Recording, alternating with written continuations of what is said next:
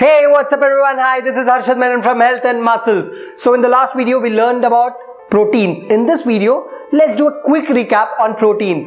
So protein contain 4 calories and they're very important macronutrient. Almost everything in the body is made up of proteins. So most of the activities that happen in the body is also carried out because of proteins, right from the repair, the growth, the maintenance, maintaining pH of our body, forming antibodies, transporters, absorption of nutrients, digestion, and the list just goes on and on and on. In short, protein is somehow associated with every action in our body. So proteins are made of amino acid. There are about 22 amino acid, out of which 9 amino acid are called as essential amino acid, as we need to get them via our food, as our body cannot synthesize it on its own. All the others can be produced using this 9 essential amino acids. In this video, we are going to be talking about water, and let's meet you on the other side.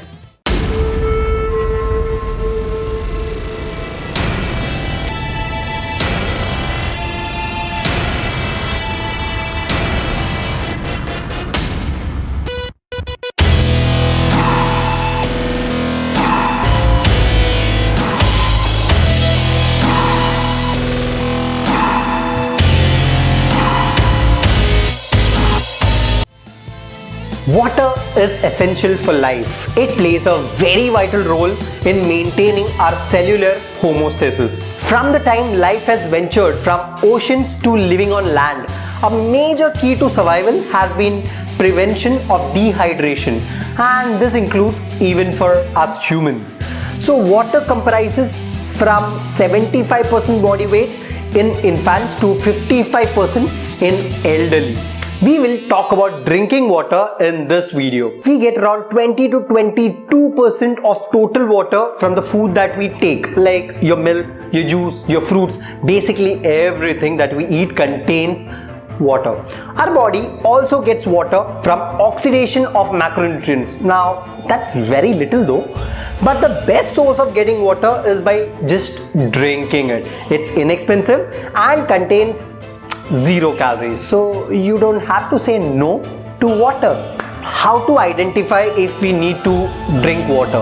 Well, the first case is you start feeling thirsty. Feeling thirsty is a very useful indicator, but it is not a reliable one, as the body is mildly dehydrated by the time an average person starts to notice it. The second factor is to consider the color of the urine. If your urine looks like number 4, you are mildly dehydrated, and if it looks like number 7 or number 8, you need to drink water immediately. Of course, if you're ill, taking medications or taking supplements, then your urine color can mislead you. But if you ask me what is the role of water in our body, I would say it's limitless. It is needed by the brains to make our hormones. It helps in forming saliva, which is needed for our digestion. It regulates our body temperature. It helps in flushing out body waste. It acts as a shock absorber for our brain and spinal cord. It helps in the lubrication of joints. It acts as a carrier for nutrients like minerals, vitamins, and glucose.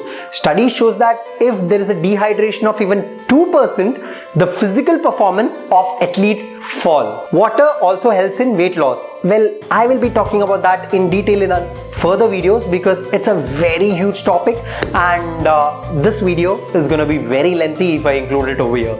So I'll dedicate a complete video for the same. The moment there is a water deficit, there is an increase in the ionic concentration of the extracellular compartment.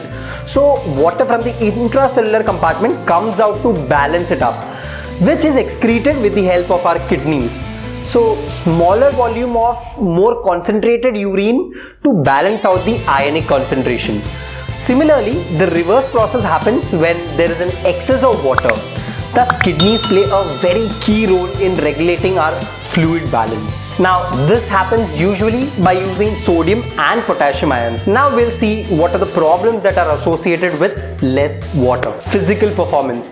During athletic event, athletes lose up to 6 to 10% of body weight of water due to sweat loss, and this leads to dehydration, which causes reduced endurance, increased fatigue, reduced motivation and increased perceived effort. So exercising in hot conditions without proper hydration can cause hyperthermia, reduced stroke volume, decreased BP, decreased blood flow to the muscles. By the way, children are at a greater risk of voluntary dehydration. Cognitive performance.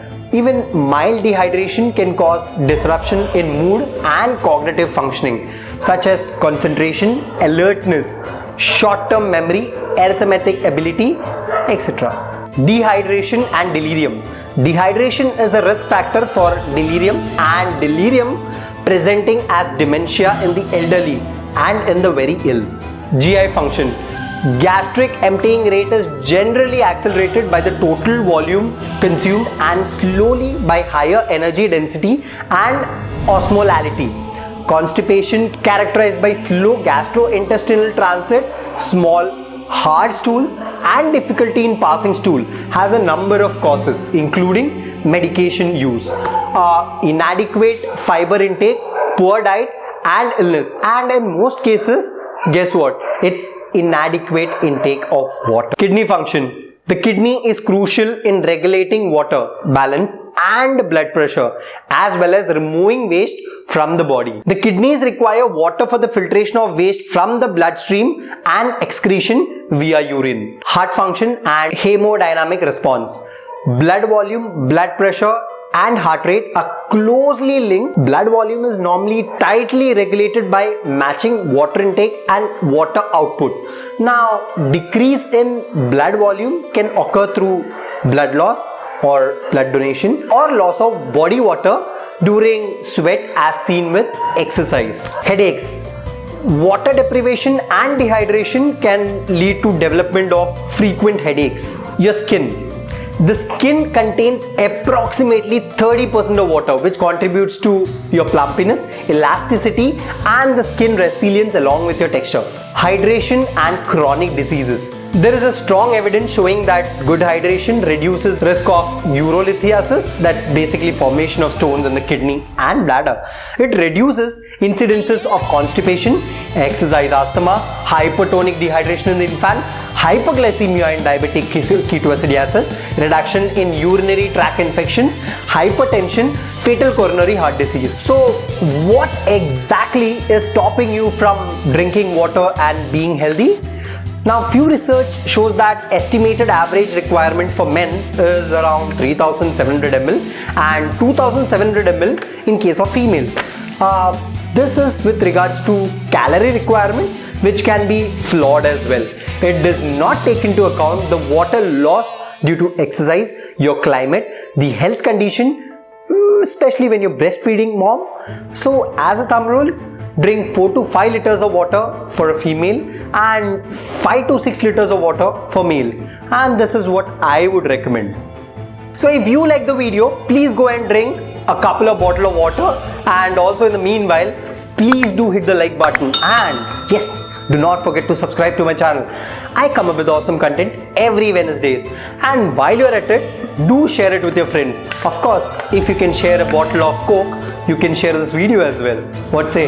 If you want to know more about me, you can watch my other videos. I do videos on nutrition, and if you're someone who wants to understand the science behind losing weight, I'll be attaching it over here.